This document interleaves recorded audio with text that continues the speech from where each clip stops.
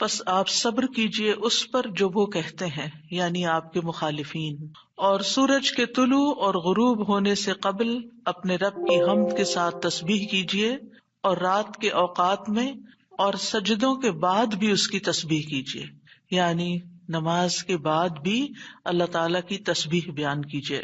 یہاں پر جو خطاب ہے وہ نبی صلی اللہ علیہ وسلم سے ہے، فاصبر علی ما یقولون، یعنی آپ کے دشمن یہ مشرکین آپ کے خلاف جو باتیں کرتے ہیں ان کی باتوں پر آپ صبر کیجئے، جو آپ کو جھٹلا رہے ہیں، جو آپ کو دھمکیاں دے رہے ہیں، جو آپ کے خلاف سازشیں کر رہے ہیں، اس کا جواب آپ صبر کے ساتھ دیجئے، اور اس کے برعکس آپ اپنا تعلق اللہ تعالیٰ سے زیادہ مضبوط کر لیجئے۔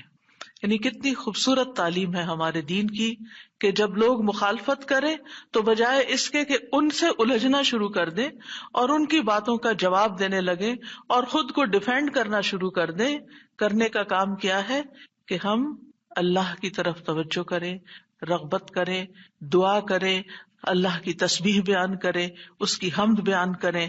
اسی لیے آگے فرمایا وَسَبِّحْ بِحَمْدِ رَبِّكَ، اور اپنے رب کی حمد کے ساتھ اس کی تسبیح بیان کریں، یعنی اللہ سبحانہ وتعالیٰ کو ان باتوں سے پاک قرار دیں جو باتیں یہ مشرکین اللہ سبحانہ وتعالیٰ سے منسوب کرتے ہیں، اور اس کے ساتھ ساتھ اللہ سبحانہ وتعالیٰ کی شان بلند کریں، اس کی تعریف بیان کریں، اس کی ایسی صفات بیان کریں جو اس کے شایان شان ہیں، اور یہ نفی اور اس بات دونوں مل کر اللہ کے کمال کو ثابت کرتے ہیں۔ اور یہاں تسبیح سے مراد یا تو ظاہری تسبیح ہے یعنی اللہ تعالیٰ کی پاکی بیان کرنا، یا پھر اس سے مراد نماز ہے، یعنی جب لوگوں کی باتیں تکلیف دے تو آپ اللہ سے نماز کے ذریعے مدد مانگے، فاستعینوا بالصبر والصلاۃ۔ اور پھر قبل طلوع الشمس سے مراد فجر کی نماز جو سورج طلوع ہونے سے پہلے ہوتی ہے، اور قبل الغروب سے مراد ظہر اور عصر کی نمازیں ہیں۔ وَمِنَ اللَّيْلِ فَسَبِّحْهُ، اس سے مراد رات کی نماز یعنی عشاء اور تہجد کی نماز ہے، اور مغرب بھی رات کا ہی ایک حصہ ہو جاتا ہے کیونکہ سورج غروب ہو چکا ہوتا ہے۔ یعنی ان تمام احوال میں اللہ تعالیٰ کی تسبیح بیان کریں، اور تسبیح سے مراد یعنی سورج کے طلوع ہونے اور غروب ہونے سے پہلے جو تسبیحات ہمیں بتائی گئی ہیں وہ پڑھیں، اور اگر اس سے مراد نماز ہے تو پھر اس سے مراد نماز میں اللہ کا ذکر، اور اس کے علاوہ وَأَدْبَارَ السُّجُودِ، اور سجدوں کے بعد بھی۔ ایک معنی اس کا یہ ہے کہ نماز کے بعد کی تسبیحات کا اہتمام کیا جائے۔ بہت سے لوگوں کو دیکھا گیا وہ نماز پڑھتے بس اٹھ جاتے ہیں، تسبیح نہیں کرتے، جبکہ یہاں اللہ سبحانہ وتعالیٰ خاص طور پر حکم دے رہے ہیں کہ نماز کے بعد تسبیح بیٹھ کر کرنی چاہیے، یہ نماز کے بعد کا ذکر ہے۔ مجاہد ابن عباس سے روایت کرتے ہیں کہ اللہ تعالیٰ نے آپ صلی اللہ علیہ وسلم کو تمام نمازوں کے بعد تسبیح پڑھنے کا حکم دیا ہے، اور وہ اس آیت کی تشریح کر رہے تھے وہ ادبار السجود کی۔ مجاہد کہتے ہیں اس سے مراد فرض نماز کے بعد تسبیح کرنا ہے، تو یہ نوٹ کر لیجئے کہ ساری نماز مکمل کرنے کے بعد نہیں بلکہ فرض نماز پڑھنے کے بعد تسبیح کریں۔ دوسرا معنی اس کا کیا کیا گیا ہے کہ فرض نماز کے بعد نفل نماز بھی پڑھیں، کیونکہ صبح عربی میں نفل نماز کے لیے بھی آتا ہے، یعنی فرض نماز کے بعد نفلی نماز بھی ادا کریں۔ اور تیسرا معنی اس کا کیا گیا ہے کہ مغرب کی نماز کے بعد 2 رکعت بھی پڑھیں، یعنی ان کو بھی تسبیح کا نام دیا گیا ہے۔ اسی طرح سورۃ الطور میں اللہ تعالیٰ فرماتے ہیں وَاصْبِرْ لِحُكْمِ رَبِّكَ فَإِنَّكَ بِأَعْيُنِنَا وَسَبِّحْ بِحَمْدِ رَبِّكَ حِينَ تَقُومُ وَمِنَ اللَّيْلِ فَسَبِّحْهُ وَإِدْبَارَ النُّجُومِ۔ اور آپ اپنے رب کے حکم کے آنے تک صبر کیجئے، پس بے شک آپ ہماری نگاہوں کے سامنے ہیں، اور جس وقت آپ کھڑے ہوتے ہیں آپ اپنے رب کی حمد کے ساتھ تسبیح کیجئے، اور رات کو بھی اور ستاروں کے پلٹنے کے بعد بھی اس کی تسبیح کیجئے۔ یہاں بھی نبی صلی اللہ علیہ وسلم کو صبر کا حکم دیا گیا ہے کہ آپ اپنے رب کا حکم آنے تک صبر کرتے رہیں۔ فَإِنَّكَ بِأَعْيُنِنَا، آپ ہماری نگاہوں کے سامنے ہیں، آپ ہماری توجہ میں ہیں، ہماری نظروں میں ہیں، ہمارے علم میں ہیں، آپ ہماری حفاظت میں ہیں، یعنی عربی کے محاورے کے مطابق کوئی نگاہوں میں ہو کا مطلب یہ کہ ہم اس کی نگرانی کر رہے ہیں، حفاظت کر رہے ہیں. جیسے موسیٰ علیہ السلام کے بارے میں اللہ تعالیٰ نے فرمایا وَلِتُصْنَعَ عَلَىٰ عَيْنِي، تاکہ آپ کی پرورش میری آنکھوں کے سامنے کی جائے، یعنی میری حفاظت اور حراست کے ساتھ. اور وَسَبِّحْ بِحَمْدِ رَبِّكَ حِينَ تَقُومُ، اس کا معنی ہے کہ جب آپ مجلس سے اٹھیں تو تسبیح کریں، جب نیند سے اٹھیں تو تسبیح کریں، جب نماز کے لیے اٹھیں تو تسبیح کریں، اور نماز میں بھی تسبیح کریں. اور اسی طرح تسبیح کے دو اور معنی بھی کیے گئے ہیں کہ رکوع اور سجدوں میں تسبیح کریں، اور پھر دعائے استفتاح میں تسبیح کریں، سبحانک اللہم و بحمدک، یہاں بھی تسبیح ہے. تو آپ دیکھ رہے ہیں کہ ہم دن میں کتنی بار اللہ سبحانہ و تعالیٰ کی تسبیح بیان کرتے ہیں. وَمِنَ اللَّيْلِ فَسَبِّحْ، رات میں بھی تسبیح کریں، اور اس سے مراد رات کی نماز، رات کی تسبیح ہے. جیسے بیڈ پہ جاتے ہوئے تسبیحات فاطمہ نبی صلی اللہ علیہ وسلم نے حضرت فاطمہ کو سکھائی تھی تاکہ ان کی تھکاوٹ دور ہو جائے. نماز کے علاوہ بھی تسبیح کرتے رہنا چاہیے. ادبار النجوم کے بھی 3 معنی ہیں. ایک معنی کیا گیا ہے فجر سے پہلے کی 2 رکعتیں پڑھنا. نبی صلی اللہ علیہ وسلم یہ رکعتیں نہ سفر میں چھوڑتے تھے نہ گھر میں، کبھی بھی آپ نے یہ سنت نماز نہیں چھوڑی. اور پھر اسی طرح اس سے مراد فجر کی 2 رکعات بھی لی گئی، اور نماز کے بعد کی تسبیح بھی مراد ہے. ان دونوں آیات سے پتہ چلتا ہے کہ نماز کے بعد بھی ذکر کرنے کی اہمیت اور ضرورت ہے، جس سے بہت سے لوگ غافل ہوتے ہیں. قرآن مجید میں اللہ تعالیٰ فرماتے ہیں فَإِذَا قَضَيْتُمُ الصَّلَاةَ فَاذْكُرُوا اللَّهَ قِيَامًا وَقُعُودًا وَعَلَى جُنُوبِكُمْ، پھر جب تم نماز پوری کر چکو تو اللہ کو کھڑے، بیٹھے اور اپنے پہلوؤں پر لیٹے ہوئے یاد کرو. یعنی بعض اوقات ایسا ہوتا ہے کہ آپ نماز پڑھ لیتے ہیں اور پھر سمجھتے ہیں کہ ہم اللہ کے ذکر سے فارغ ہو گئے اور اب ہم دنیا کے کام میں لگ جائیں. ہاں، دنیا کے کام 2-3 طرح سے ہی ہوتے ہیں. یا کھڑے ہو کے کوئی کام ہو رہا تھا، آپ کچن میں چلے جاتے ہیں، کوکنگ کر رہے ہیں، آپ اپنا ذکر جاری رکھیں. یا پھر آپ بیٹھ گئے ہیں اور بیٹھ کے کوئی کام کر رہے ہیں، تسبیح جاری رکھیں، ذکر جاری رکھیں. اور اسی طرح اگر آپ لیٹ گئے آرام کرنے کے لیے تو بھی ذکر جاری رکھیں. یعنی ہر حال میں اللہ تعالیٰ کا ذکر کرتے رہیں. اسی طرح سورہ جمعہ میں اللہ تعالیٰ فرماتے ہیں فَإِذَا قُضِيَتِ الصَّلَاةُ فَانتَشِرُوا فِي الْأَرْضِ وَابْتَغُوا مِن فَضْلِ اللَّهِ وَاذْكُرُوا اللَّهَ كَثِيرًا لَعَلَّكُمْ تُفْلِحُونَ. پھر جب نماز پوری کر لی جائے تو زمین میں پھیل جاؤ اور اللہ کے فضل سے تلاش کرو، یعنی اپنے دنیا کا کام کاروبار کرو اور اللہ کو بہت یاد کرو. یعنی اپنے بزنس آورز میں بھی، اپنی جاب پر بھی اللہ کو نہیں بھولنا. کیوں؟ لعلکم تفلحون، تاکہ تم فلاح پاؤ، کامیاب ہو جاؤ. اسی طرح اللہ سبحانہ تعالیٰ رمضان کے روزے مکمل کرنے کے بعد کس چیز کا حکم دیتے ہیں؟ وَلِتُكْمِلُوا الْعِدَّةَ وَلِتُكَبِّرُوا اللَّهَ عَلَىٰ مَا هَدَاكُمْ وَلَعَلَّكُمْ تَشْكُرُونَ. اور تاکہ تم تعداد پوری کرو، اور تاکہ تم اللہ کی بڑائی بیان کرو، تکبیرات پڑھو، اور اس پر کہ اس نے تم کو ہدایت بخشی، اور تاکہ تم شکر ادا کرو. اسی طرح حج کے مناسک ادا کرنے کے بعد بھی ذکر کا حکم ہے. فَإِذَا قَضَيْتُم مَّنَاسِكَكُمْ فَاذْكُرُوا اللَّهَ كَذِكْرِكُمْ آبَاءَكُمْ أَوْ أَشَدَّ ذِكْرًا. پھر جب تم اپنے حج کے مناسک پورے کر چکو تو اللہ کو یاد کرو جس طرح اپنے باپ دادا کو یاد کیا کرتے تھے، بلکہ اس سے بھی زیادہ یاد کرنا. یعنی باپ دادا کو یاد کرنے، ماں باپ کو یاد کرنے سے بھی زیادہ اللہ کا ذکر کیا کرو، اللہ سبحانہ تعالیٰ کو زیادہ یاد کیا کرو. کیونکہ انسانوں کی یاد انسانوں کو دکھی کرتی ہے، لیکن اللہ کی یاد دلوں کے اطمینان کا باعث بنتی ہے، دلوں کے اندر سکون کا باعث بنتی ہے. الا بذکر اللہ تطمئن القلوب، خبردار اللہ کے ذکر سے دلوں کو اطمینان نصیب ہوتا ہے. تو آپ نے دیکھا کہ تمام عبادات کے بعد ذکر کا حکم ہے، تسبیح کا حکم ہے، تکبیر کا حکم ہے. اسی طرح نماز کے بعد خاص طور پر، یعنی نماز پڑھتے ہی اٹھ نہیں جانا چاہیے، بلکہ وہاں بیٹھ کر بھی اللہ کا ذکر کرنا چاہیے، اور اس میں غفلت نہیں برتنی چاہیے اور سستی نہیں ہونی چاہیے. بعض لوگ سلام پھیرتے ہی سنت پڑھنے کے لیے کھڑے ہو جاتے ہیں، جیسے آج کل تراویح میں جلدی ہوتی ہے لوگوں کو، تو بس فرض نماز پڑھی، آیت الکرسی کا بھی ٹائم نہیں ملتا کہ جلدی سے. سنت کا ہوتا ہے کہ اگر آیت الکرسی پڑھنے بیٹھ گئے تو سنت رہ جائے گی، امام صاحب تراویح شروع کر دیں گے. تو میں سوچتی ہوں کہ جب گھر سے نکل ہی آئے اللہ کی یاد کے لیے، تو کم از کم مسنون مستحب طریقے سے ہی ہم ساری عبادات کریں تاکہ وہ دل کو پھر اطمینان بھی نصیب ہو. بہرحال ایک نماز کے بعد فوراً اگلی نہیں شروع کر دینی چاہیے، اس کے بیچ کے وقفے میں اللہ کا ذکر کرنا چاہیے. نبی صلی اللہ علیہ وسلم فجر کی نماز کے بعد طلوع آفتاب تک نماز کی جگہ بیٹھے رہتے تھے، اور فجر ارلی شروع کرتے تھے، اندھیرے میں شروع کرتے تھے، اور فجر پڑھنے کے بعد بیٹھے رہتے اور ذکر کرتے رہتے. سماک بن حرب کہتے ہیں، میں نے جابر بن سمرہ سے عرض کیا، کیا آپ رسول اللہ صلی اللہ علیہ وسلم کے پاس بیٹھے تھے؟ انہوں نے فرمایا کہ ہاں، بہت زیادہ، میں بہت بیٹھتا رہا ہوں آپ کے پاس.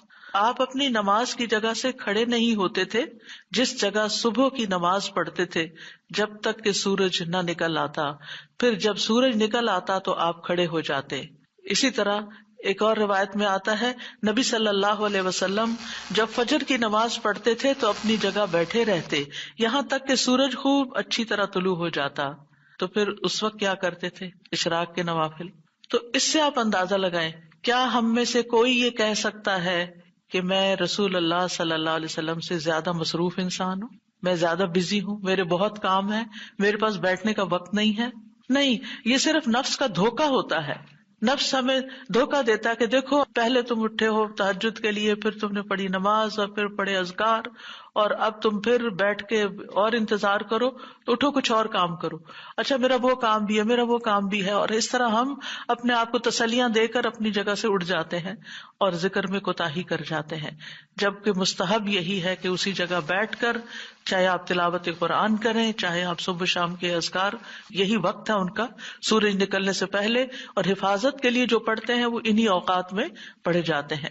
لہٰذا اس وقت آپ وہ بھی پڑھ سکتے ہیں، آپ تسبیحات کر سکتے ہیں، آپ کوئی بھی اور ذکر، آپ قرآن مجید کا مطالعہ کر سکتے ہیں، تفسیر کی کوئی کتاب پڑھ سکتے ہیں، کوئی تفسیر کا لیکچر سن سکتے ہیں، اپنی تجوید درست کر سکتے ہیں، یعنی کہ کوئی سبق یاد کر سکتے ہیں. یعنی کوئی بھی چیز ذکر کی قسم کی آپ اس وقت میں تسلی کے ساتھ کر سکتے ہیں تاکہ یہ سنت پوری ہو جائے، کیونکہ اس کا اجر و ثواب بہت ہے.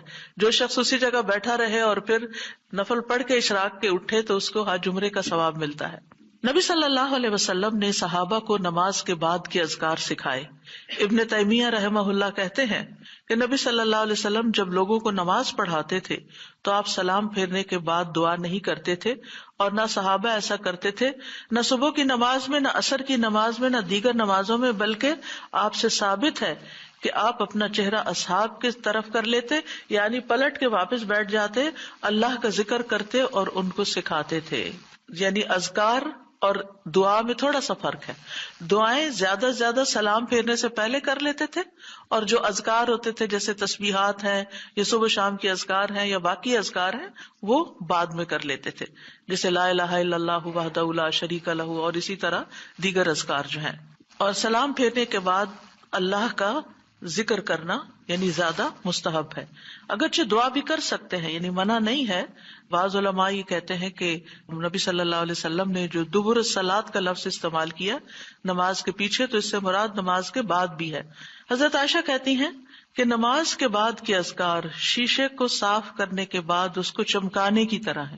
یعنی نماز میں آپ نے اپنی صفائی کر لی اور اب بعد کے اذکار کے جو آپ کو اور زیادہ چمکا رہے ہیں. نماز نور ہے، یہ دل کو صاف کر دیتی ہے، دل کو روشن کر دیتی ہے، جیسے کہ شیشے کو صاف کیا جاتا ہے. اور نماز کے بعد ذکر کرنا ایسا ہے جیسا کہ شیشے کو چمکایا جاتا ہے. فرشتے بھی دعائیں کرتے ہیں. رسول اللہ صلی اللہ علیہ وسلم نے فرمایا، جب تک تم اپنے مصلے پر جہاں تم نے نماز پڑھی تھی بیٹھے رہو اور ریاح خارج نہ کرو، گیس پاس نہ کرو، تو فرشتے تم پر برابر درود بھیجتے رہتے ہیں. یعنی اگر کوئی شخص فجر کی نماز پڑھ کے اپنے وضو کی حالت میں سورج نکلنے تک بیٹھا رہتا ہے تو آپ اپنے لیے بھی ذکر کر رہے ہیں اور فرشتے بھی آپ کے لیے دعائیں کر رہے ہیں. کیا دعا کرتے ہیں؟ اللہم اغفر لہ، اللہم ارحمہ، اے اللہ اس کی مغفرت فرما، اے اللہ اس پر رحم فرما. اور یہ اس وقت تک ہوتا رہتا ہے جب تک وہ وضو توڑ کر فرشتوں کو تکلیف نہ پہنچائے. یعنی جب گیس پاس ہوتی ہے اور اس کی اسمیل سے پھر فرشتوں کو تکلیف ہوتی ہے، تو فرشتے جو ہیں وہ پیاز کی اسمیل اور لہسن کی اور جسم سے نکلنے والے، اگر پسینہ بہت آ رہا ہے اور کپڑے نہیں آپ تبدیل کرتے، رات کے کپڑوں میں ہی اٹھ کے نماز شروع کر دیتے ہیں اور وہ اسمیلی کپڑے ہوتے ہیں، تو اس سے فرشتے آپ سے دور رہتے ہیں. اور اسی طرح اگر یعنی خوراک میں کوئی ایسی چیز ہے کہ آپ کی گیس میں بہت اسمیل ہے، تو یہ چیز بھی فرشتوں کو تکلیف دیتی ہے اگر آپ مصلی پر بیٹھے ہیں یا آپ ذکر کی حالت میں ہیں. پھر اس وقت ذکر کرنا جو ہے اولاد اسماعیل سے غلام آزاد کرنے سے افضل عمل ہے، خاص طور پر اگر ہم لا الہ الا اللہ وحدہ لا شریک لہ والی تسبیح پڑھتے ہیں. ابو امامہ سے مروی ہے رسول اللہ صلی اللہ علیہ وسلم نے فرمایا، سورج طلوع ہونے تک میں بیٹھ کر اللہ تعالیٰ کا ذکر کروں، اس کی بڑائی، اس کی حمد و تسبیح اور تحلیل کروں، یہ مجھے اولاد اسماعیل میں سے 2 غلام آزاد کرنے سے زیادہ محبوب. یعنی اس وقت کا ذکر ایسا ہے جیسے آپ نے اتنا بڑا صدقہ بھی کر دیا. اسی طرح عصر کے بعد سورج غروب ہونے تک ذکر کرنا مجھے اولاد اسماعیل میں سے 4 غلام آزاد کرنے سے زیادہ محبوب ہے. یعنی عصر پڑھ کر بھی آپ مغرب تک ذکر کر سکتے ہیں. اگر عام دنوں میں نہیں تو آپ جمعے کے دن تو کر ہی سکتے ہیں کیونکہ اس دن دعائیں قبول ہوتی ہیں. لیکن عموماً ہم اپنی غفلت اور سستی کی وجہ سے کوئی اور کام شروع کر دیتے ہیں اور ہم ان قیمتی اوقات کی قدر نہیں کرتے، ہماری پرائرٹیز نہیں ہوتی. یعنی انسان کو جب پتہ چلتا ہے کہ یہ بزنس کا پیک آور ہے تو وہ کیا کرتا ہے، اس وقت کہیں اور سیر کو چلا جاتا ہے؟ نہیں، اس وقت وہ سارے کام چھوڑ کر اس کام کی طرف متوجہ ہو جاتا ہے جو اس کو سب سے زیادہ فائدہ دینے والا ہے. تو اسی طرح بعض سلف صالحین کہتے ہیں کہ ہم نے جمعے کے دن عصر کے بعد مغرب تک جو دعا کی ہماری قبول ہوئی. یعنی یہ قبولیت دعا کا خاص وقت ہوتا ہے. جیسے صبح کا وقت بکرتن نماز فجر سے لے کر سورج نکلنے تک کا ہے، بڑا ہی قیمتی وقت ہے ذکر اذکار کے لیے. اسی طرح عصر کی نماز سے لے کر مغرب تک کا وقت بھی بڑا ہی قیمتی ہے. تو اس میں آپ دیکھیے خصوصاً آج کل آپ روزے سے ہیں، روزہ دار کی بھی دعا قبول ہوتی ہے.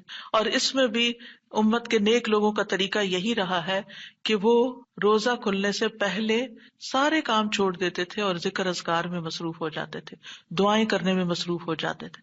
تو آپ بھی اپنے لیے کچھ پلان اس طرح کریں کہ جمعے کا دن اور ہم کم از کم رمضان کا مہینہ عصر کا وقت جو ہے اس سے پہلے اپنے کام ختم کر کے مصلی پہ بیٹھے یا کرسی پہ بیٹھے یا لیٹنا چاہتے تو لیٹ جائیں، کیونکہ پہلی آیت یہی بتائی گئی تھی نا کہ آپ کھڑے یا بیٹھے یا لیٹے ہر حال میں اللہ کا ذکر کر سکتے ہیں. الذین یذکرون اللہ قیاما وقعودا وعلی جنوبہم، وہ جو اللہ کا ذکر کرتے ہیں کھڑے، بیٹھے اور لیٹے، جس بھی پوزیشن میں آپ کرنا چاہیں آپ ذکر کر سکتے ہیں. اور اس میں تسبیح کیجیے، حمد و ثنا کیجیے اللہ تعالیٰ کی اور دعائیں مانگیے. اور الحمدللہ ہمارے پاس کتابوں کی شکل میں دعاؤں کا اتنا پیارا ذخیرہ ہے جو مسنون اوتھینٹک دعائیں قرآن و سنت سے ہم نے جمع کی ہیں. اگر زبانی یاد ہے تو بہت ہی اچھا کہ دل لگا کے زبانی پڑھے، اور اگر زبانی یاد نہیں تو ان کو کھول لیجیے اور پڑھنا شروع کر دیجیے. اور صرف پڑھتے نہ جائیں، اس وقت کوئی قرات کا وقت نہیں ہے، یہ مانگنے کا وقت ہے. دیکھ دیکھ کر اس طرح پڑھیں دعا کو جیسے آپ مانگ رہے ہیں اللہ تعالیٰ سے. تو انشاءاللہ آپ کے دین، دنیا، آخرت کے سارے مسائل حل ہوں گے اور ایک پرامن پرسکون زندگی بسر کریں گے اگر ان اوقات کی آپ قدر کر لیں. کیونکہ جو قبولیت کے اوقات ہیں ان کو گنوانا نہیں چاہیے، ان کو ہاتھ سے جانے نہیں دینا چاہیے. آپ صبح فجر کے وقت مثلا اگر رمضان میں ہر روز 1 سپارہ پڑھتے ہیں، آدھا سپارہ فجر کے بعد پڑھ لیں، آدھا سپارہ عصر کے بعد پڑھ لیں. تو اس طرح بیلنس بھی ہو جائے گا، آپ کا دل نہیں گھبرا. کیونکہ ہمارا نفس جو ہے نا وہ اتنا آزاد منشا کہ وہ کہیں ایک جگہ بیٹھنے کی قید قبول نہیں کرتا. وہ بار بار ہمیں کہتا ہے اچھا فون چیک کر لو، اچھا وہ کر لو، وہ کر لو، اور توجہ اور یکسوئی سے ہمیں ذکر اذکار نہیں کرنے دیتا. تو اس کو ٹیم کرنے میں، اس کو ڈسپلن کرنے میں وقت لگے گا. لیکن ونس ایک دفعہ آپ عادی ہو گئے، آپ نے اس گھوڑے کو قابو کر لیا، آپ نے اس کو بٹھا لیا. جیسے بچے کو بٹھانے میں مشکل ہوتی ہے لیکن جب بیٹھ جاتے پھر بیٹھ جاتے ہیں. تو پھر انشاءاللہ آپ دیکھیں گے کہ آپ کے لیے یہ گھڑیاں بڑی پر لذت ہو جائیں گی. آپ ان گھڑیوں کو انجوائے کریں گے. آپ کا اور زیادہ دل چاہے گا کہ کاش یہ اور لمبی ہو جائے. اچھا روزہ کھل گیا، ابھی تو میرا یہ بھی اور یہ بھی ٹارگٹ پورا نہیں ہوا. پھر اسی طرح یہ ہے کہ رسول اللہ صلی اللہ علیہ وسلم نے فرمایا، جو شخص فجر کی نماز جماعت کے ساتھ پڑھنے کے بعد بیٹھ کر اللہ کا ذکر کرتا رہے یہاں تک کہ سورج نکل آئے، پھر 2 رکعتیں پڑھے، اس کے لیے 1 حج اور عمرے کا ثواب ہے۔ انس فرماتے ہیں، پھر رسول اللہ صلی اللہ علیہ وسلم نے 3 بار فرمایا، پورا پورا پورا، یعنی پورا ثواب حج عمرے کا، پورا ثواب حج عمرے کا، پورا ثواب۔ یعنی آپ سوچئے کہ حج عمرہ کرنا کوئی آسان کام ہے؟ مشکل کام ہے، جس میں مال بھی انوالو ہے، آپ کی ایفرٹ بھی، آپ کا گھر چھوڑنا بھی، سب کچھ۔ لیکن اگر آپ کو ایک مصلی پہ بیٹھ کے اتنا بڑا اجر و ثواب ملتا ہے تو اور کیا چاہیے۔ صرف بات ہے اپنے نفس کو منانے کی، اپنے دل کو اور اپنے آپ کو ڈسپلن کرنے کی، اور ایک دفعہ آپ نے شروع کر لیا اور اگر نہیں ہو پا رہا تو اللہ سے دعا کریں کہ اللہ تعالیٰ توفیق دے دے، اللہ تعالیٰ آسان کر دے، تو انشاءاللہ آپ کے لیے آسانی بھی ہو جائے گی۔ پھر اسی طرح نبی صلی اللہ علیہ وسلم نے فرمایا، اللہ تعالیٰ فرماتا ہے کہ میں اپنے بندے کے ساتھ ہوتا ہوں جب وہ مجھے یاد کرتا ہے اور میری یاد میں اپنے ہونٹ ہلاتا ہے۔ اور ایسے لوگ جو ذکر میں آگے ہوتے ہیں وہ درجات میں بھی بہت آگے ہیں، سبقت لے جانے والے ہیں، فالسابقون السابقون ہیں۔ رسول اللہ صلی اللہ علیہ وسلم نے فرمایا، مفردون سبقت لے گئے۔ صحابہ نے پوچھا، یا رسول اللہ مفردون کون ہوتے ہیں؟ آپ صلی اللہ علیہ وسلم نے فرمایا، جو اللہ کے ذکر میں مشغول رہتے ہیں، یعنی ہر وقت ان کا دھیان اپنے رب کی طرف ہوتا ہے، کیونکہ ذکر میں دل میں بھی یاد ذکر کہلاتا ہے، زبان سے کچھ بولنا بھی ذکر ہے، اور اس کے علاوہ قرآن کی تلاوت، نماز، یہ ساری ذکر کی قسمیں ہیں۔ یعنی کچھ فارمل ہے، کچھ انفارمل ہے، کچھ خبر ہے یعنی جیسے تسبیحات وغیرہ ہوتی، کچھ میں دعا ہوتی ہے، طلب ہوتی ہے، اللہ تعالیٰ سے اپنی حاجت مانگتے ہیں، یہ ساری چیزیں ذکر میں شمار ہوتی ہیں۔ اب آ جاتے ہیں ہم نماز کے بعد کے اذکار کے متعلق، اور یہ اذکار بھی آپ کو اس کتاب میں ملیں گے، نماز کے اذکار، یعنی نماز کے اندر کے ذکر بھی اور نماز کے بعد کے بھی۔ نماز کا سلام پھیرتے ہی نماز ختم ہو جاتی ہے، اس کے بعد سب سے پہلے کہنا چاہیے اللہ اکبر 1 بار، اور تھوڑا سا بلند آواز سے، جس سے پتہ چلے کہ نماز پڑھ لی ہے، اللہ اکبر۔ ابن عباس کہتے ہیں، میں نبی صلی اللہ علیہ وسلم کی نماز کے مکمل ہونے کو تکبیر کی وجہ سے سمجھ جاتا تھا۔ یعنی مثلا کوئی نفل پڑھ رہا ہے تو آپ کو نہیں پتہ چلتا کہ پڑھ چکا یا نہیں، لیکن اگر اس نے بلند آواز سے کہہ دیا اللہ اکبر تو پتہ چل گیا کہ ہاں اس کی نماز مکمل ہو گئی ہے۔ کیوں اللہ اکبر کہیں؟ کہ اللہ ہر چیز سے بڑا۔ آپ دیکھیں، ہم نے نماز کا آغاز کس سے کیا تھا؟ اللہ اکبر سے کیا تھا، اور نماز میں کئی بار ہم نے اللہ اکبر کہا، اور اب نماز کے اختتام پر بھی اللہ اکبر، رمضان کے اختتام پر بھی اللہ اکبر، یعنی اللہ کی تکبیر بیان کرنا۔ اللہ سبحانہ وتعالیٰ قرآن مجید میں فرماتے ہیں، اتل ما اوحی الیک من الکتاب واقم الصلاۃ ان الصلاۃ تنہی عن الفحشاء والمنکر ولذکر اللہ اکبر واللہ یعلم ما تصنعون۔ کتاب میں سے جو آپ کی طرف وحی کیا گیا ہے اس کی تلاوت کیجیے اور نماز قائم کیجیے، بے شک نماز بے حیائی اور برائی سے روکتی ہے، اور یقیناً اللہ کا ذکر تو سب سے بڑی چیز ہے، اور اللہ کو معلوم ہے جو کچھ تم کرتے ہو۔ تو اللہ کا ذکر سب سے بڑی چیز، اور اس ذکر میں اللہ کو سب سے بڑا قرار دینا سب سے بڑی چیز۔ اور نبی صلی اللہ علیہ وسلم اور پھر صحابہ کا طریقہ بھی یہی تھا کہ آپ فرض نمازوں کے بعد ذکر کرتے اور آوازیں بلند کرتے، یعنی نماز کے بعد کا ذکر جو ہے اس میں آواز اونچی ہوتی ہے۔ ابن عباس اس بات سے معلوم کر لیتے کہ لوگوں نے سلام پھیر لیا ہے کیونکہ وہ ان کے ذکر کی آواز سنتے تھے۔ یعنی مطلب یہ ہے کہ نماز کے بعد اللہ اکبر بھی اونچی آواز میں، استغفر اللہ استغفر اللہ استغفر اللہ یہ بھی ذرا اونچی آواز میں، یعنی ایک ہوتا ہے سری ذکر یعنی دل ہی دل میں پکارنا، اور ایک ہوتا ہے جاہری جس میں یہ ذکر جو نماز کے بعد ہوتا ہے اس کو تھوڑا اونچی آواز میں کرنا چاہیے، اور جس طرح وتر ختم ہونے کے بعد سبحان الملک القدوس سبحان الملک القدوس سبحان الملک القدوس ذرا اونچی آواز میں کہنا چاہیے۔ تو نبی صلی اللہ علیہ وسلم اس ذکر کو ہمیشہ اونچی آواز میں کرتے تھے، ٹھیک ہے، یعنی آپ کی اقتداء، آپ کی پیروی ہر معاملے میں یہ عبادت کے درجات کو بڑھا دیتی ہے۔ اور اس میں ہم یہ بھی دیکھتے ہیں کہ صحابہ کرام جو تھے وہ نبی صلی اللہ علیہ وسلم کی صرف سنت کو نہیں، سیرت کو بھی آگے بیان کرتے تھے کہ آپ نے کوئی کام کیا اور کس طریقے سے کیا، مثلا ذکر کیا اور کس طرح کیا، بلند آواز سے کیا یا آہستہ آواز سے کیا، بیٹھ کر کیا یا کھڑے ہو کر کیا. اور پھر آپ دیکھیے کہ نماز کے بعد اذکار جو ہیں وہ زیادہ پسندیدہ ہیں، یعنی دعاؤں کی نسبت زیادہ اذکار. ٹھیک ہے. اور پھر اسی طرح آپ دیکھیے کہ دوسرا ذکر جو آپ کریں گے وہ ہے استغفر اللہ 3 بار. استغفر اللہ استغفر اللہ. ثوبان کہتے ہیں رسول اللہ صلی اللہ علیہ وسلم جب اپنی نماز سے فارغ ہوتے تھے تو 3 مرتبہ استغفار فرماتے تھے، 3 بار استغفار کرتے. ولید کہتے ہیں میں نے اوزائی سے پوچھا آپ استغفار کس طرح فرمایا کرتے تھے؟ تو انہوں نے کہا آپ فرماتے تھے استغفر اللہ استغفر اللہ. اب نماز پڑھ لی ہے، استغفر اللہ کیوں؟ اس لیے کہ ہم تو نماز کا حق بھی ادا نہیں کرتے. ہمارا دھیان کہاں سے کہاں چلا جاتا ہے، ہم کئی دفعہ بھول جاتے ہیں، ہمیں سجدہ سہو کرنا تک یاد نہیں رہتا، ہمیں کچھ پتہ نہیں ہوتا ہم نے کون سی سورت پڑھی، کیا تلاوت کی. ہو سکتا ہے تلاوت میں کوئی غلطی کر دیں، ہو سکتا ہے کہ تسبیح کی جگہ کچھ اور پڑھ دیں بھول چوک کے. تو ہم نماز کے اندر بھی بہت کچھ غلط کرتے رہتے ہیں جانے انجانے. اور خاص طور پر جن لوگوں نے اپنی نماز کے پروننسیشن کی اصلاح نہیں کی وہ تو کچھ سے کچھ پڑھتے رہتے ہیں بعض اوقات. یعنی پروننسیشن صحیح نہ ہونا جو ہے وہ الفاظ کے مطلب کو ہی بدل دیتا ہے. اس لیے پہلی پرائرٹی میں کوئی ایسا ٹیچر ڈھونڈیے کہ جو آپ کی نماز سن کے اس کا پروننسیشن آپ کو ٹھیک کر دے. بہرحال نماز کے بعد استغفر اللہ استغفر اللہ. اور ایک اور چیز، نماز پڑھنے کے بعد انسان کو ایک فیلنگ ہوتی ہے کہ میں نے کچھ کیا ہے، لیکن جب انسان استغفر اللہ کہتا ہے تو اس میں عاجزی کا اظہار ہوتا ہے کہ اللہ تیرا حق ادا نہیں کیا، مجھے ابھی بھی گناہوں کی بخشش کی ضرورت ہے. اور آپ دیکھیے کہ یہ الفاظ نبی صلی اللہ علیہ وسلم ادا کرتے تھے جن کے اگلے پچھلے سارے گناہ معاف کر دیے گئے تھے. تو جو شخص نماز کے بعد استغفار پڑھتا ہے وہ اپنی نمازوں پر کبھی فخر غرور تکبر نہیں کر سکتا کہ میں بڑا نمازی ہوں، میں بڑا پرہیزگار ہوں، میں بڑا عبادت گزار ہوں. نہیں، وہ یہ دیکھے گا کہ میں نے حق ادا نہیں کیا، میرے سے جو کمی کوتاہی ہوئی ہے اللہ تعالیٰ اس کو معاف کر دے. جو چیز مکمل طور پر ادا کرنی چاہیے تھی اس کو اس طرح نہیں ادا کیا، کچھ نہ کچھ کوتاہی واقع ہو گئی، تو اس بخشش کے طلب کرنے سے اللہ تعالیٰ کوتاہی سے درگزر فرما دے گا انشاءاللہ.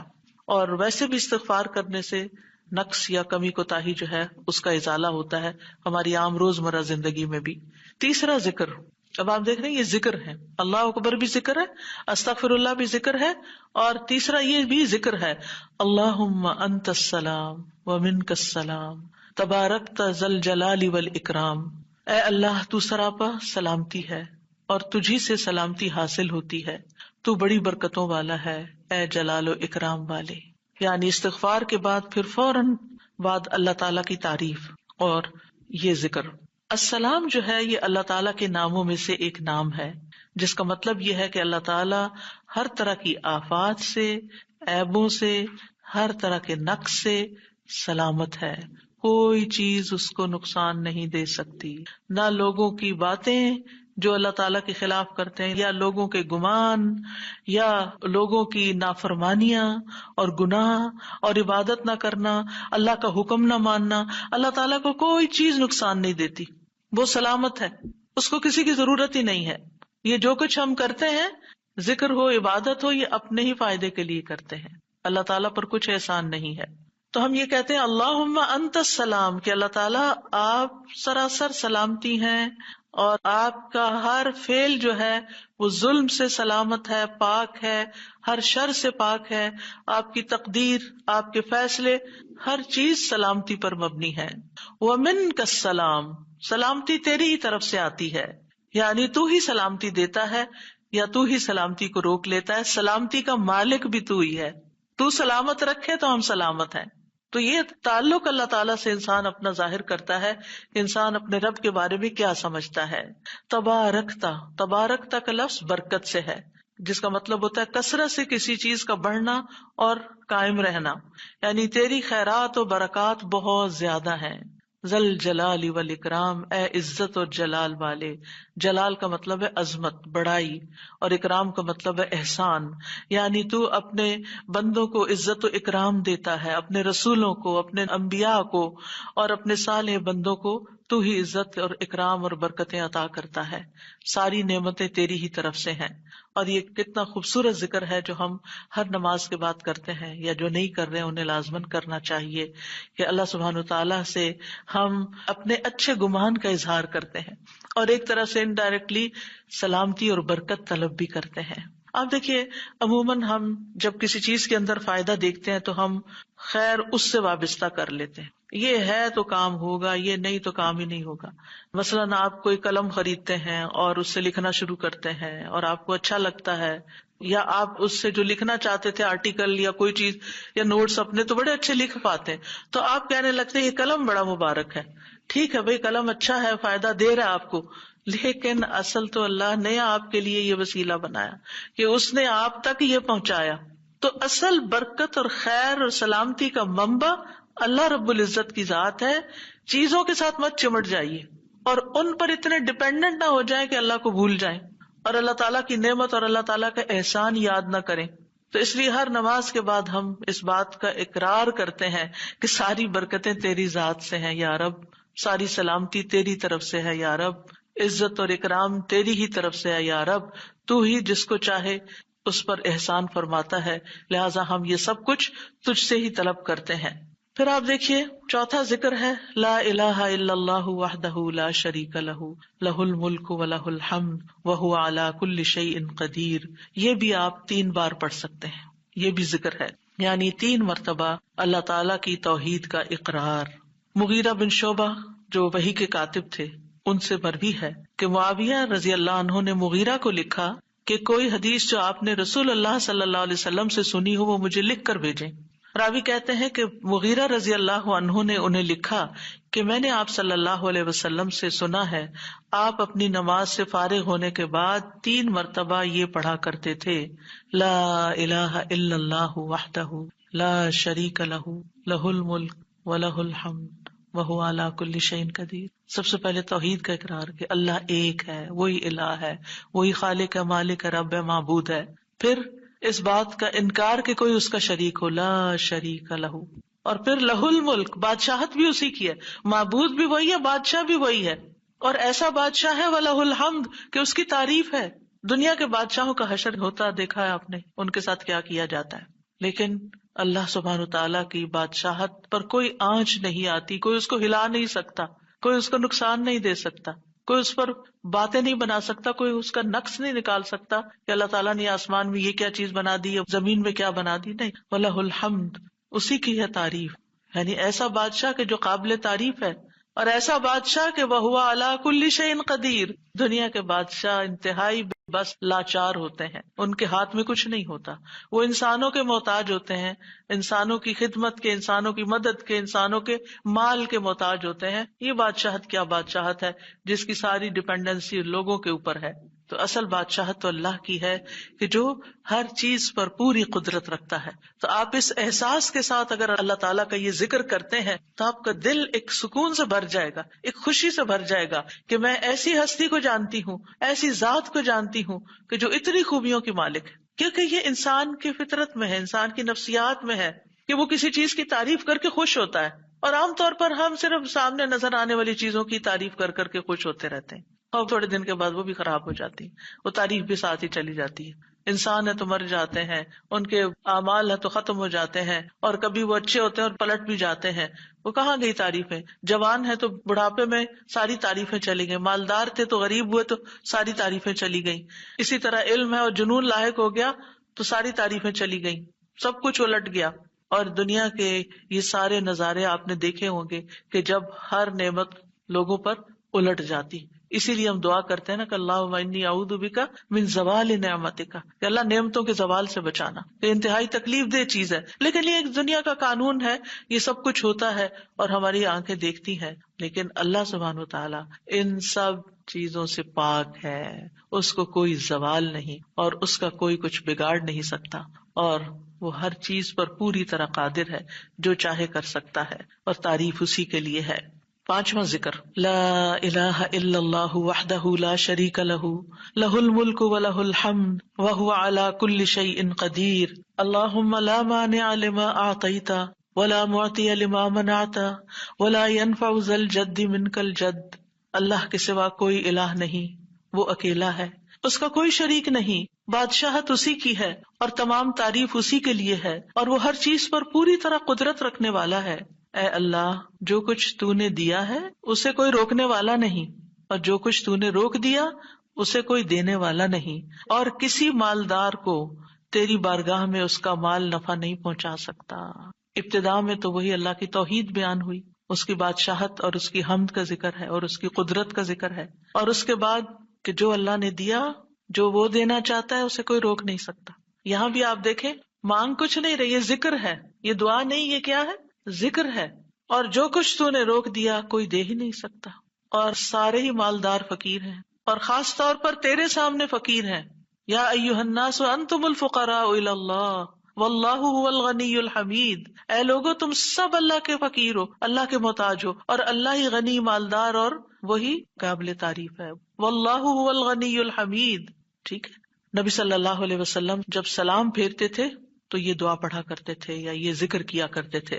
اور اس میں آپ دیکھیے کہ یہ جو عقیدہ ہے نا کہ اللہ روکے تو کوئی دے نہیں سکتا، یہ انسان کو بڑا اطمینان دے دیتا ہے. اگر کوئی چیز، کوئی خیر آپ کی طرف آنے سے رکی ہوئی ہے تو وہ اللہ ہی نے روکی ہوئی ہے، آپ پر رحمت کی وجہ سے. بدگمان نہ ہو اس سے، کسی وجہ سے رکی ہوئی ہے.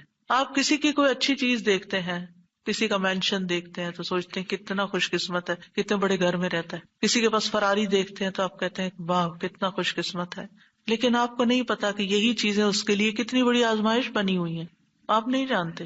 اور اگر اللہ نے آپ کو نہیں دی تو آپ کو بہت سے شر سے محفوظ رکھا ہوا ہے. تو اللہ کا روکنا بھی خیر کا باعث ہوتا ہے. یہ سبق پکا کر لیں کہ جب اللہ تعالیٰ کوئی چیز نہیں دیتا یا دیر سے دیتا ہے یا روک لیتا ہے اور کوئی چارہ نہیں ہوتا، آپ کہتے ہیں میری کوئی دعا قبول نہیں ہو رہی، میرا کوئی طریقہ کام نہیں آ رہا، تو اس میں بھی کوئی خیر ہوتی ہے، کیونکہ جو اللہ نے مقدر میں لکھا ہے وہ پہنچ کے رہے گا.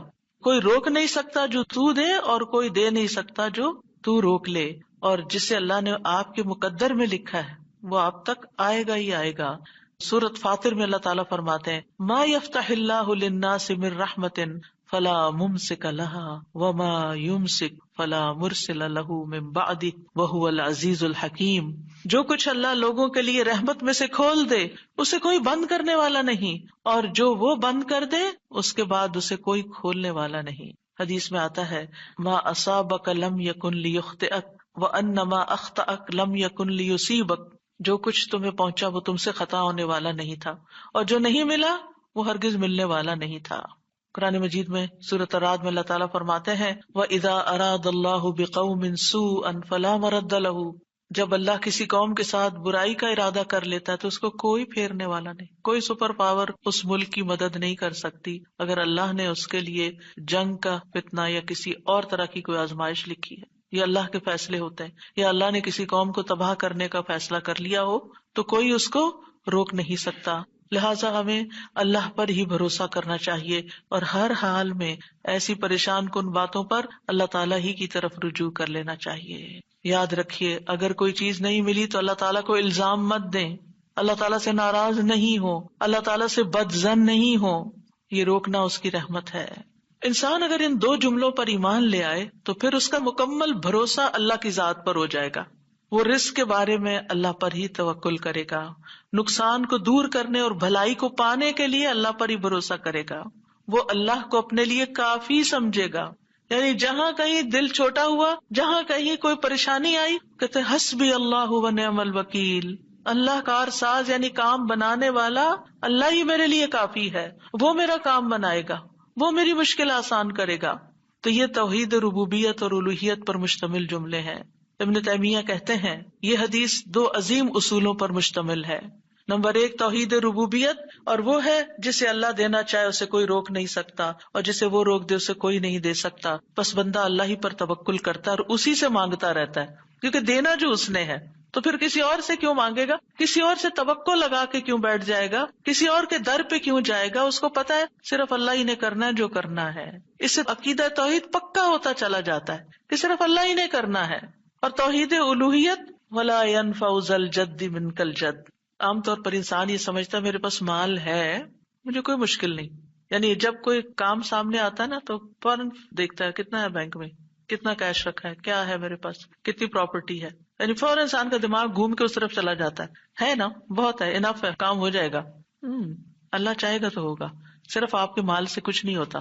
آپ سارا لگا دیں، بزنس میں پورا لاس ہو سکتا ہے، پھر بتائیے آپ کے مال نے آپ کو کیا فائدہ دیا؟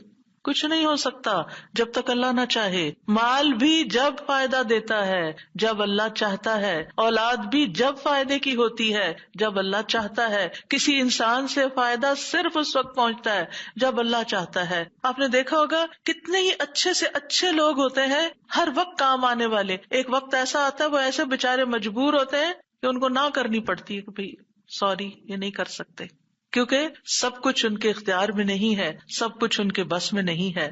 اسی طرح انسان کے پاس بعض اوقات کوئی عہدہ ہوتا ہے، انفلوئنس ہوتا ہے، وہ سمجھتا ہے یہ عہدہ ہے میرے پاس، میں سب کچھ کر سکتا، نہیں کر سکتے۔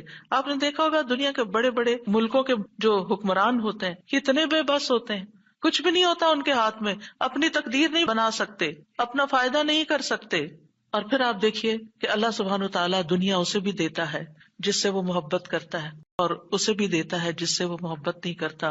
لیکن یاد رکھیے ایمان اس کو دیتا ہے، دین کی سمجھ اس کو دیتا ہے جس سے وہ محبت کرتا ہے۔ وَمَن يُرِدِ اللَّهُ بِهِ خَيْرًا يُفَقِّهْهُ فِي الدِّينِ۔ دنیا تو سب کے پاس، مومن مسلم کافر سب کے پاس ہو سکتی ہے دنیا کے بڑے بڑے فائدے ہر ایک کو مل سکتے ہیں، لیکن دین اس کو ملتا ہے جس سے اللہ محبت کرتا ہے۔ لہذا انسان کو اللہ ہی کی طرف رغبت کرنی چاہیے، اور کبھی بھی اپنے مال پہ، اپنے جاہ پہ، اپنے ریسورسز پہ، اپنی قوتوں پر، اپنے علم پر کبھی بھروسہ نہیں کرنا چاہیے کہ یہ میرے لیے کچھ بنائیں گے اور ان کی وجہ سے میں آگے بڑھ جاؤں گا اور ان کی وجہ سے میرا بہت فائدہ ہوگا۔ کہ اللہ فائدہ لائے گا نا، ان میں سے کوئی ایک چیز بھی آپ کے پاس نہیں ہوگی تو آپ کا کام بن جائے گا۔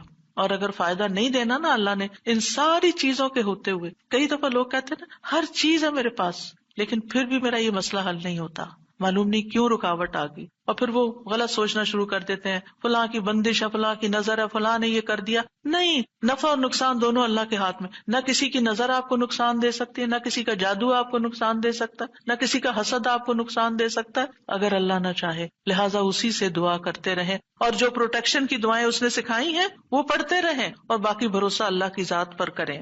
پھر چھٹا ذکر ہے لا الہ الا اللہ وحدہ لا شریک لہ، لہ الملک ولہ الحمد وہو علی کل شیء قدیر، لا حول ولا قوۃ الا باللہ، لا الہ الا اللہ ولا نعبد الا ایاہ، لہ النعمۃ ولہ الفضل ولہ الثناء الحسن، لا الہ الا اللہ مخلصین لہ الدین ولو کرہ الکافرون۔ اللہ کے سوا کوئی الہ نہیں، وہ اکیلا ہے، اس کا کوئی شریک نہیں، بادشاہت اسی کی ہے اور تمام تعریف اسی کے لیے ہے، اور وہ ہر چیز پر پوری طرح قدرت رکھنے والا ہے، اور گناہ سے بچنے کی طاقت اور نیکی کرنے کی طاقت اللہ کے سوا کوئی دینے والا نہیں، اللہ کے سوا کوئی الہ نہیں۔ ہم صرف اسی کی عبادت کرتے ہیں، اسی کی ساری نعمتیں ہیں، اسی کا سارا فضل ہے اور اسی کے لیے خوبصورت تعریف ہے۔ اللہ کے سوا کوئی الہ نہیں، ہم اسی کے لیے دین میں اخلاص رکھنے والے ہیں اگرچہ کافر ناپسند کریں۔ ابن زبیر سلام پھیر کر ہر نماز کے بعد یہ کہتے، اور راوی کہتے ہیں کہ انہوں نے کہا کہ رسول اللہ صلی اللہ علیہ وسلم ہر نماز کے بعد ان کلمات کے ساتھ تحلیل کیا کرتے تھے، یعنی اللہ تعالیٰ کی حمد و ثنا بیان کرتے تھے۔ یہ بھی کیا ہے نماز کے بعد کا ذکر، اور اس میں آپ دیکھیے لا الہ الا اللہ وحدہ کے علاوہ لا حول ولا قوۃ الا باللہ، لا حول ولا قوۃ الا باللہ، کہ کوئی پھیرنے کی قوت یعنی کسی برائی کو، نقصان کو دور کرنے کی، اور اسی طرح کوئی فائدہ حاصل کرنے کی قوت اللہ ہی کے پاس ہے۔ کسی گناہ سے دور ہونے اور کسی نیکی کے کرنے کی ہمت طاقت اللہ ہی کے پاس ہے۔ تو یہ لا حول ولا قوت الا باللہ بہت فائدہ دیتا ہے، اور اس کی کثرت کرنے کو کہا گیا ہے۔ اور لا الہ الا اللہ ولا نعبد الا ایاہ، ہم صرف اسی کی عبادت کرتے ہیں۔ لہ النعمت ولہ الفضل وَلَهُ الثَّنَاءُ الْحَسَنُ، نعمت بھی اور فضل بھی اور اچھی تعریف سب اللہ ہی کے لیے ہے، اور ہم مخلص ہو کر اللہ کی عبادت کرتے ہیں، مخلصین لہ الدین، لا الہ الا اللہ وَلَوْ كَرِهَ الْكَافِرُونَ، اگرچہ کافر ناپسند کریں، ان کو ہماری توحید اچھی نہ لگے، لیکن پھر بھی ہم صرف ایک اللہ ہی کو مانتے ہیں۔ ساتویں چیز ہے تسبیحات، سبحان اللہ 33 بار، الحمدللہ 33 بار اور اللہ اکبر 33 بار، اور 34ویں بار لا الہ الا اللہ وحدہ لا شریک لہ لہ الملک ولہ الحمد وہو علی کل شیء قدیر۔ ہر نماز کے بعد ان تسبیحات کو پڑھنے کی فضیلت کیا ہے؟ ابو ہریرہ کہتے ہیں رسول اللہ صلی اللہ علیہ وسلم نے فرمایا، جس آدمی نے ہر نماز کے بعد 33 مرتبہ سبحان اللہ، 33 مرتبہ الحمدللہ اور 33 مرتبہ اللہ اکبر کہا تو یہ 99 کلمات ہو گئے، اور 100 کا عدد پورے کرنے کے لیے لا الہ الا اللہ وحدہ لا شریک لہ یہ ذکر کر لیا تو اس کے سارے گناہ معاف کر دیے جائیں گے، چاہے وہ سمندر کی جھاگ کے برابر ہوں۔ یعنی 100 کا عدد پورا کرنے کے لیے کیا پڑھنا ہے؟ لا الہ الا اللہ وحدہ لا شریک لہ لہ الملک ولہ الحمد وہو علی کل شیء قدیر۔ رسول اللہ صلی اللہ علیہ وسلم نے فرمایا، ہر نماز کے بعد کچھ ایسے اذکار ہیں جن کو پڑھنے والا یا جن کو کرنے والا کبھی محروم نہیں ہوتا، جن میں سے سبحان اللہ 33 بار، الحمدللہ 33 بار اور 34 بار اللہ اکبر۔ یعنی اگر لا الہ الا اللہ پورا نہیں پڑھ سکتے تو اللہ اکبر کو 34 بار کر کے 100 کی گنتی پوری کر لیں۔ پھر اسی طرح رسول اللہ صلی اللہ علیہ وسلم کے پاس کچھ فقیر صحابہ حاضر ہوئے، کہا کہ امیر لوگ بلند درجات اور ہمیشہ رہنے والی جنت حاصل کر چکے، حالانکہ جس طرح ہم نماز پڑھتے ہیں وہ بھی پڑھتے ہیں، جیسے ہم روزے رکھتے ہیں وہ بھی رکھتے ہیں، لیکن مال و دولت کی وجہ سے انہیں ہم پر فضیلت حاصل ہے۔ اس کی وجہ یہ کہ وہ حج کرتے ہیں، عمرہ کرتے ہیں، جہاد کرتے ہیں، صدقے دیتے ہیں، اور ہم محتاجی کی وجہ سے یہ کام نہیں کر سکتے۔ آپ نے فرمایا کیا میں تمہیں ایک ایسا عمل نہ بتا دوں، اگر تم اس کی پابندی کرو گے تو جو لوگ تم سے آگے بڑھ چکے ہیں تم انہیں پالو گے اور تمہارے مرتبے تک کوئی نہیں پہنچ سکتا، اور تم اپنے سامنے موجود لوگوں میں سب سے بہتر ہو جاؤ گے سوائے ان کے جو یہی عمل شروع کر دیں۔ ہر نماز کے بعد 33 بار سبحان اللہ، 33 بار الحمدللہ، 33 بار اللہ اکبر، اور پھر 34ویں بار تو وہ ذکر آپ کو بتا ہی دیا گیا۔ اور اگر آپ 33 بار نہ پڑھ سکیں تو 10 بار سبحان اللہ، 10 بار الحمدللہ اور 10 بار اللہ اکبر پڑھ لیا کریں۔ یعنی اگر جلدی ہے تو پھر 10 بار بھی پڑھ سکتے ہیں۔ نبی صلی اللہ علیہ وسلم نے فرمایا 2 عمل ایسے ہیں اگر کوئی مسلمان بندہ ان کی پابندی کر لے تو جنت میں داخل ہوگا، اور وہ بہت آسان ہے مگر ان پر عمل کرنے والے بڑے کم ہیں۔ وہ کیا ہیں؟ ہر نماز کے بعد 10 بار سبحان اللہ، 10 بار الحمدللہ، 10 بار اللہ اکبر۔ فرمایا زبان کی ادائیگی کے اعتبار سے تو 150 بار ہے، یعنی 5 نمازوں میں 10 بار، اور ترازو میں 1500 ہوں گے۔ اور جب سونے لگے تو 34 بار اللہ اکبر، 33 بار الحمدللہ اور 33 بار سبحان اللہ کہے۔ زبانی طور پر تو یہ 100 ہے مگر میزان میں یہ تسبیحات 1000 ہوں گی۔ اور وہ کہتے ہیں یقیناً میں نے رسول اللہ صلی اللہ علیہ وسلم کو دیکھا، آپ انہیں اپنے ہاتھ سے شمار کرتے تھے، اور پھر کہتے ہیں دائیں ہاتھ سے تو کرنے کا طریقہ کیا ہے؟ 3 دفعہ اوپر کو جائیے سبحان اللہ سبحان اللہ سبحان اللہ، اور 3 دفعہ نیچے کو آ جائیے سبحان اللہ سبحان اللہ سبحان اللہ۔ ایک انگلی پہ 6 بار ہو گیا، تو آپ کی 5 انگلیاں تو 5 کو 6 دفعہ ضرب دیں تو کیا ہوتا ہے؟ 30، اور 3 دفعہ اور پڑھ لیں، اور اگر 34 ہے تو ایک اور پڑھ لیں۔ تو اس طرح ایک ہی ہاتھ پر، دائیں ہاتھ پر یہ تسبیحات آسانی سے پڑھی جا سکتی ہیں، کیونکہ ہاتھ سے تسبیح کرنا زیادہ پسندیدہ ہے۔ حضرت عبداللہ بن عمر کہتے ہیں میں نے رسول اللہ صلی اللہ علیہ وسلم کو دیکھا، آپ داہنے ہاتھ کی انگلیوں پر تسبیح کو شمار کرتے تھے، اور آپ نے صحابیات کو حکم دیا تھا کہ وہ اللہ کی تکبیر، تقدیس، تحلیل کی پابندی اختیار کریں اور اپنی انگلیوں پر شمار کریں، کیونکہ ان سے سوال ہوگا اور یہ بلوائی جائیں گی، قیامت کے دن ہاتھ بولیں گے، تو اگر ان پہ تسبیح آپ پڑھتے ہیں تو یہ بول کے بتائیں گے ہم تو اللہ کا ذکر کرتے رہے۔ 8ویں چیز ہے آیت الکرسی۔ اللہ لا الہ الا هو الحی القیوم لا تأخذہ سنۃ ولا نوم لہ ما فی السماوات وما فی الارض من ذا الذی یشفع عنده الا بإذنہ یعلم ما بین ایدیہم وما خلفہم ولا یحیطون بشیء من علمہ الا بما شاء وسع کرسیہ السماوات والارض ولا یؤودہ حفظہما وہو العلی العظیم۔ پورا اللہ کا تعارف ہے۔ اللہ وہ ہے کہ اس کے سوا کوئی معبود نہیں، وہ زندہ ہے، ہر چیز کو قائم رکھنے والا ہے، نہ اسے کچھ اونگ پکڑتی ہے اور نہ کوئی نیند، اسی کا ہے جو کچھ آسمانوں میں ہے اور جو کچھ زمین میں ہے۔ کون ہے جو اس کے پاس اس کی اجازت کے بغیر سفارش کرے؟ وہ جانتا ہے جو کچھ ان کے سامنے اور جو کچھ ان کے پیچھے ہے، اور وہ اس کے علم میں سے کسی چیز کا احاطہ نہیں کر سکتے مگر جتنا وہ چاہے۔ اس کی کرسی آسمانوں اور زمین کو سمائے ہوئے ہے، اور اسے ان دونوں کی حفاظت یعنی آسمان و زمین کی حفاظت تھکاتی نہیں، اور وہی سب سے بلند، سب سے بڑا ہے۔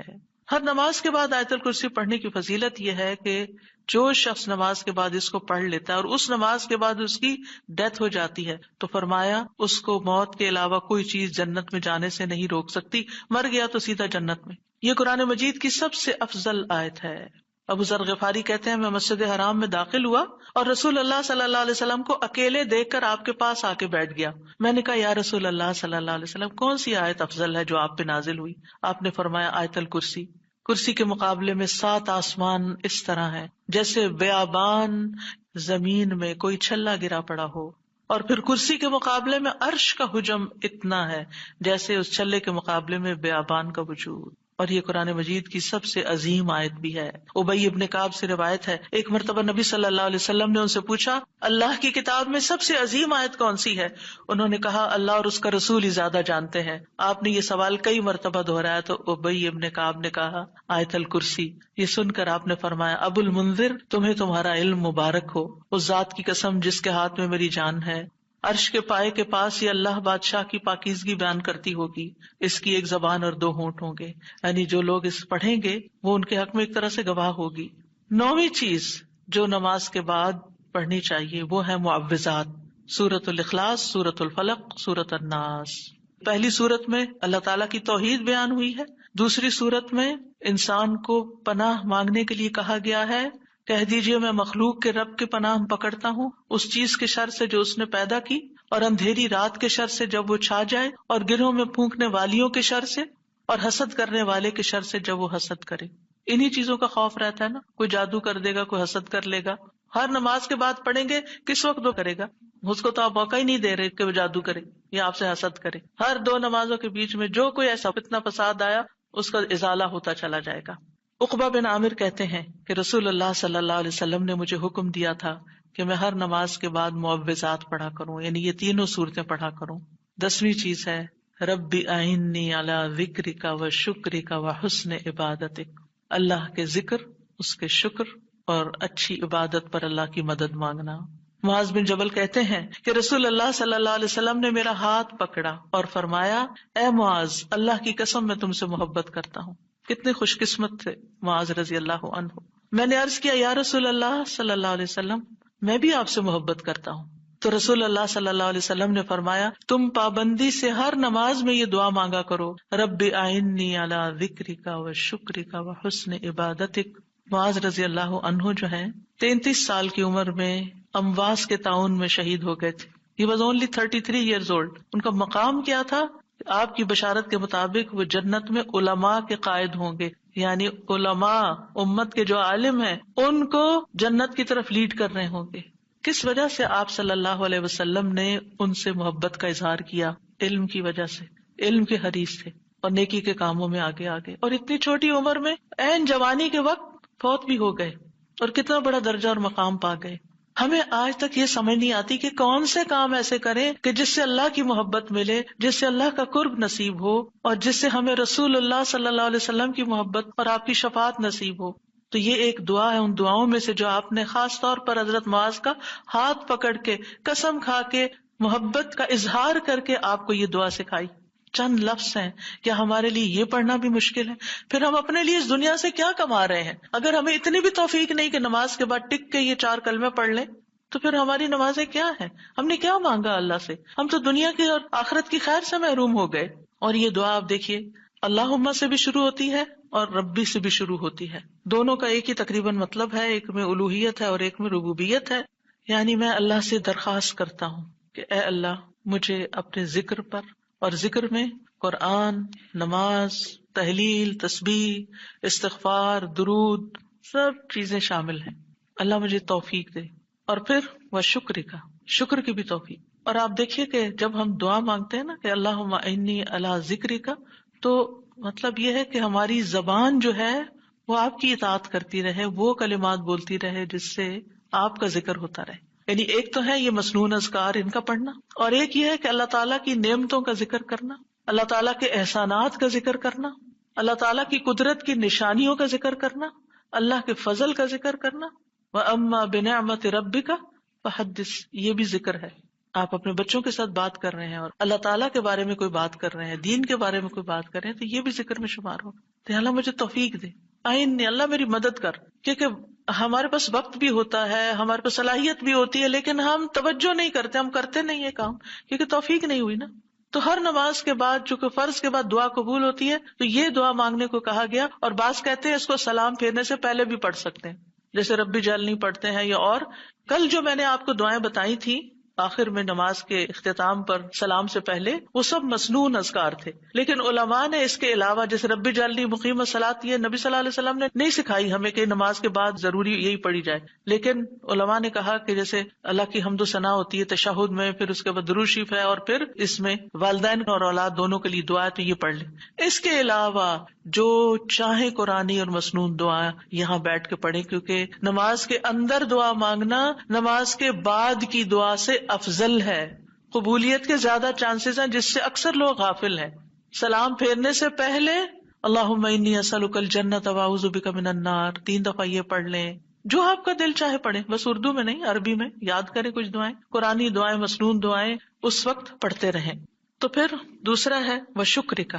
شکر کہاں سے ادا ہوتا ہے؟ زبان سے بھی ہوتا ہے، لیکن اس کا اصل مقام دل ہے، تو دل سے اٹھتا ہے. ذکر کی بات کر کے ہم نے کہا کہ یا اللہ ہماری زبان کو اپنی اطاعت کی توفیق دے، اور شکر کی بات کر کے ہم نے کہا کہ اللہ ہمارے دل کو اپنے ذکر کی توفیق دے، اپنی یاد کی توفیق دے، اور شکر ادا کرنے کی توفیق دے.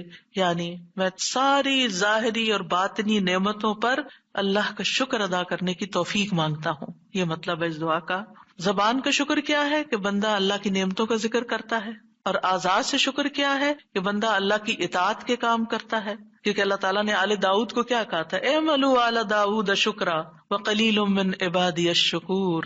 اے داؤد کے گھر والو، شکر ادا کرنے کے لیے عمل کرو، اور میرے بندوں میں کم ہی شکر گزار ہیں. اللہ کا شکوہ ہے بندوں سے، کم ہی شکر گزار. کیوں؟ اس لیے کہ شیطان نے کہا تھا وَلَا تَجِدُ أَكْثَرَهُمْ شَاكِرِينَ، کہ انسانوں کی اکثریت کو آپ شکر کرنے والا نہیں پائیں گے. اور وَلَقَدْ صَدَّقَ إِبْلِيسُ ظَنَّهُ، ابلیس نے اپنا گمان سچ پایا کہ بندوں کو شکر سے ہٹا دیا. تو شکر کی توفیق مل جائے تو پھر شکر ادا کیا جائے. اور یہ شکر کا سلسلہ تو کہیں ختم ہوتا ہی نہیں، کیونکہ اتنی نعمتیں ہیں کہ ہم گن ہی نہیں سکتے. ابن رجب کہتے ہیں کہ دین میں یا دنیا میں اللہ کی ہر نعمت جو بندے کو حاصل ہوتی ہے، اس میں نعمت کا شکر ادا کرنے کی ضرورت ہوتی ہے. پھر جو شکر کی توفیق ملتی ہے اس پر بھی شکر ادا کرنے کی ضرورت ہے. یعنی شکر پر بھی شکر، یہ ایک اور نعمت ہے، اس میں دوبارہ شکر ادا کرنے کی ضرورت ہے. پھر دوبارہ شکر کیا تو ایک اور نعمت مل گئی، اب کیا ہے؟ ایک اور دفعہ شکر کریں. اور یہ سلسلہ ہمیشہ جاری رہتا ہے، یعنی شکر کا سلسلہ کبھی ختم نہیں ہونا چاہیے. شکر کرتے ہی چلے جائیں. وحسن عبادتک، اور اپنی خوبصورت عبادت کی توفیق عطا فرما. اور خوبصورت عبادت اسی وقت ہو سکتی ہے جب اس میں اخلاص ہو، اور نبی صلی اللہ علیہ وسلم کی اتباع ہو، اطاعت ہو. اطاعت اعضاء سے کی جاتی ہے، یعنی ہمارے اعضاء، ہاتھ پاؤں، ہمارا جسم یہ عبادت میں مشغول ہوتا ہے. بعض اوقات ہم ڈھیروں عبادت کر لیتے، ڈھیر سارے نفل پڑھ لیتے، بہت کچھ کر لیتے، لیکن اس کو کوئی کوالٹی نہیں ہوتی. یہاں یہ نہیں کہا گیا کہ کثیر عبادتک، یہاں کیا کہا گیا؟ حسن عبادتک، کہ اللہ خوبصورت عبادت کی توفیق دے. امام ابن تیمیہ کے بارے میں آتا ہے کہ جب وہ قید ہوئے تو اپنے سجدوں میں یہ دعا پڑھا کرتے تھے، اللہم اعنی علی ذکرک و شکرک و حسن عبادتک. کیونکہ اللہ کی توفیق کے بغیر ہم یہ کام نہیں کر سکتے. جس کی زندگی میں ذکر آ گیا، جس کی زندگی میں شکر آ گیا، اور جس کی زندگی میں خوبصورت عبادت آ گئی، وہ خوش قسمت ترین انسان ہے، اس کو سبھی کچھ مل گیا. اور جو ان چیزوں سے محروم ہے پھر ہر خیر سے محروم ہے، چاہے دنیا کی قارون جیسی دولت اس کے پاس کیوں نہ ہو، پوری دنیا اس کی فین ہو، اس کی تعریفیں کرے اور اس کی فدائی شدائی ہو، کوئی فائدہ نہیں ہے. ایک اور دعا ہے رب قنی عذابک یوم تبعث عبادک، اے میرے رب مجھے اس دن کے عذاب سے بچانا جس دن تو اپنے بندوں کو اٹھائے گا. 3 بار یہ دعا، اے اللہ ہمیں اس دن کے عذاب سے بچانا جس دن تو اپنے بندوں کو اٹھائے گا. 1 دفعہ بھی پڑھی جا سکتی، 3 دفعہ کی شرط نہیں ہے. برا بن عازب کہتے ہیں جب ہم رسول اللہ صلی اللہ علیہ وسلم کے پیچھے نماز پڑھتے تھے تو ہم آپ کی دائیں طرف کھڑے ہونے کو پسند کرتے تھے تاکہ آپ ہماری طرف رخ کر کے متوجہ ہوں. برا کہتے ہیں میں نے آپ کو فرماتے ہوئے سنا، یعنی آپ پلٹ رہے تھے اور کہہ رہے تھے رب قنی عذابک یوم تبعث عبادک. یہ رات کو سوتے ہوئے بھی پڑھا کریں اور نمازوں کے بعد بھی کہ اللہ اس دن کے عذاب سے بچا لینا جس دن تو بندوں کو دوبارہ پیدا کرے گا. 13 اللہم اغفر لی ما قدمت وما اخرت وما اسررت وما اعلنت وما اسرفت وما انت اعلم به منی انت المقدم وانت المؤخر لا الہ الا انت۔ اے اللہ میرے وہ گناہ بخش دے جو میں پہلے کر چکا، جو میں نے بعد میں کیے، اور جو چھپے ہوئے کیے اور جو ظاہر میں کیے، اور جو میں حد سے بڑھا رہا اور وہ جن سے تو مجھ سے زیادہ باخبر ہے۔ تو ہی نیکی اور خیر میں آگے کرنے والا اور پیچھے کرنے والا ہے، تیرے سوا کوئی معبود نہیں۔ نبی صلی اللہ علیہ وسلم سلام پھیرنے کے بعد یہ دعا پڑھا کرتے تھے، یعنی اس دعا کے بارے میں ثابت ہے کہ سلام کے بعد پڑھا کرتے تھے۔ اللہم اغفر لی ما قدمت، بات یہ ہے کہ جو نیک لوگوں کی نیکیاں ہوتی ہیں وہ مقربین کے گناہ شمار ہوتے ہیں، یعنی ان کا سٹینڈرڈ اور ہائی ہوتا ہے نا، ان کی کوالٹی اور اچھی ہوتی ہے، تو اس لیے نبی صلی اللہ علیہ وسلم کے گناہ کوئی نہیں تھے کہ جس کے لیے آپ بخشش مانگتے تھے، ایک تو ہمیں سکھانے کے لیے، اور دوسرا یہ ہے کہ نیکیوں میں سے جو کم درجے کی نیکیاں ہوں ان پر بھی۔ وما اخرت، اور جو عبادت مجھ سے تاخیر ہوئی، کوتاہی ہوئی، جو میں نے لیٹ کی، جس کا حق ادا نہیں کیا۔ وما اسررت، جو میں نے چھپایا، جو میرے دل میں وسوسے اور خیالات آئے، بعض اوقات نماز کے اندر وسوسے آنا شروع ہو جاتے ہیں، تو یا اللہ تو اس کو بھی معاف کر دے۔ وما اعلنت، اور جو میں نے ظاہراً کیے، یعنی وہ اقوال افعال جو سب کے سامنے، لوگوں کے سامنے کوئی بری مثال پیش کی، یعنی یہ نبی صلی اللہ علیہ وسلم کے نہیں، یہ ہمارے لیے ہے کہ ہم بعض اوقات ایسی بات کر جاتے ہیں، ایسا کام کر جاتے ہیں جو دوسروں کو پٹ آف کر دیتا ہے نیکی کے کاموں سے، یا ان کو دین سے ہٹا دیتا ہے، یا اور اسی طرح کی غلطیاں ہم کرتے ہیں۔ اور پھر آپ دیکھیے کہ نبی صلی اللہ علیہ وسلم کی ہمبلنس بھی اس سے پتہ چلتی ہے کہ کتنے آپ ہمبل تھے، کہ سارا کچھ کر کے، بہترین عبادت کر کے پھر بخشش بھی مانگ رہے ہیں۔ اور پھر آپ دیکھیے کہ وما اسرفت، ہر معاملے میں ہم حد سے پار ہو جاتے ہیں، خوشی میں، غم میں، بے صبری میں، ہر چیز میں۔ تو اس کی بھی دعا ہے یہ کہ اللہ جہاں بھی میں حد لمٹ کراس کر رہا ہوں، اللہ مجھے وہ کراس کی ہوئی لمٹ کے آگے جو غلط کام کیا ہے مجھ سے تو وہ بھی معاف کر دے۔ اور وما انت عالم بہ منی، اور جو تو مجھ سے زیادہ جانتا ہے، یعنی خاص کے بعد عام کا بھی ذکر ہے، یعنی میں نے تو مانگ لیا جو مجھے سمجھ آتی تھی، اب اس کے علاوہ بھی جو کچھ ہے اس کو بھی آپ معاف کر دیجیے۔ اور پھر انت المقدم و انت المؤخر، دوسرے روایت میں انت المقدم والمؤخر بھی آتا ہے، جس کو تو چاہتا ہے آگے بڑھا دیتا ہے نیکی میں، جس کو تو چاہتا ہے پیچھے کر دیتا ہے۔ یعنی یہ نہ سوچیے کہ آج میں اگر نیکیوں میں آگے ہوں تو ہمیشہ ایسے ہی رہوں گی، ہمیشہ ڈرتے رہا کریں، پیچھے بھی ہو سکتے ہیں، تو یا اللہ تو مجھے آگے ہی رکھنا، مراد یہ ہے۔ اور اگر نبی صلی اللہ علیہ وسلم کے بارے میں ہے تو آپ کی نبوت سب سے آخر میں تھی، وہ ایک پازیٹیو سینس میں ہے، انت المقدم و انت المؤخر۔ اور پھر اسی طرح یہ ہے کہ قیامت کے دن سب سے پہلے آپ اٹھائے جائیں گے، حالانکہ دنیا میں آپ کی نبوت سب سے آخر میں تھی۔ تو یہ اللہ تعالیٰ کا فیصلہ ہوتا ہے، جس چیز پر وہ چاہتا ہے اپنے بندوں کو اتارتا ہے، جس کو چاہتا ہے آگے بڑھاتا ہے، جس کو چاہتا ہے عزت دیتا ہے، جس کو چاہتا ہے ذلت دیتا ہے، اور بندوں کے ایک دوسرے پر درجات ہیں۔ نمبر 14، سبحانک اللہم و بحمدک استغفرک و اتوب الیک۔ یہ مجلس کے اختتام پر بھی اور نماز کی دعاؤں کے اختتام پر بھی، پاک ہے تو اے اللہ، تیری ہی حمد ہے، میں تجھ سے بخشش مانگتا ہوں، تیری ہی طرف میں رجوع کرتا ہوں۔ یہ اچھے عمل پر مہر لگانے والے کلمات ہیں۔ حضرت عائشہ سے روایت ہے کہ رسول اللہ صلی اللہ علیہ وسلم جب کسی مجلس میں بیٹھتے یا نماز پڑھتے یا کچھ کلمات پڑھتے، حضرت عائشہ نے ان کے بارے میں پوچھا تو آپ نے فرمایا، اگر کسی شخص نے اس مجلس میں اچھی باتیں کی ہوں گی تو یہ کلمات قیامت تک ان باتوں کے لیے مہر بن جائیں گے، اور اگر اس نے اس مجلس میں کوئی فضول بات کی ہے تو یہ اس کے لیے کفارہ بن جائیں گے۔ اور اس کے دیگر روایات بھی ہیں، یعنی دیگر طرق بھی ہیں اس دعا کے۔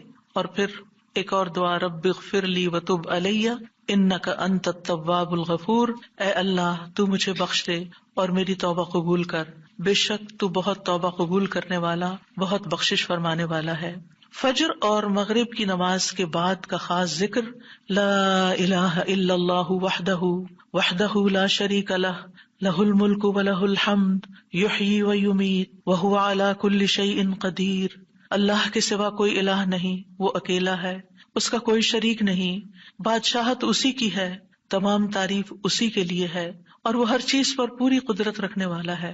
اور سلام کے بعد تشہد کی حالت میں اگر آپ بیٹھے بیٹھے یہ ذکر کرتے ہیں، یعنی مصلی سے اٹھنے سے پہلے یہ ذکر کرتے ہیں، تو نبی صلی اللہ علیہ وسلم نے فرمایا، جس نے نماز مغرب اور صبح کی نماز کے بعد اتحیات میں اٹھنے سے پہلے اپنی ٹانگ کو دوہرا کیے ہوئے، یعنی جس پوزیشن میں آپ بیٹھے اسی پوزیشن میں بیٹھے بیٹھے 10 بار یہ ذکر کیا، اللہ تعالیٰ اس کے لیے 10 نیکیاں لکھ لیتا ہے، 10 گناہ اس سے دور کر دیتا ہے، 10 درجے اس کے بلند کر دیتا ہے. اس کے لیے ہر بری چیز سے حفاظت، شیطان مردود سے پناہ دینے والے یہ کلمات ہوتے ہیں. کوئی گناہ سوائے شرک کے اس کو نہیں پہنچتا، اور یہ اس روز عمل میں سب لوگوں سے افضل ہوتا ہے. یعنی صبح کے وقت اگر کوئی یہ پڑھ کے اٹھتا ہے مصلی سے تو یہ سب لوگوں سے افضل ہوتا ہے، سوائے اس شخص کے جس نے اس کے برابر یا اس سے زیادہ ان کلمات کو پڑھا ہو. اور ایک اور روایت میں ہے جو یہ 10 مرتبہ مغرب کے بعد پڑھے گا، اللہ اس کی حفاظت کے لیے اسلحہ بردار فرشتے بھیجے گا جو اس کی صبح تک شیطان سے حفاظت کریں گے. اللہ تعالیٰ سے دعا ہے کہ اللہ تعالیٰ ہمارے ان اعمال کو قبول کرے اور ہمیں اس ذکر کی توفیق دے. میں یہ پڑھتے ہوئے سوچ رہی تھی کہ جو شخص یہ ساری دعائیں پڑھے نماز کے بعد، اس کے پاس فضول کام کرنے کا کون سا وقت باقی بچے گا. وآخر دعوانا ان الحمد للہ رب العالمین. سبحانک اللہم وبحمدک، اشہد ان لا الہ الا انت، استغفرک واتوب الیک. السلام علیکم ورحمۃ اللہ وبرکاتہ.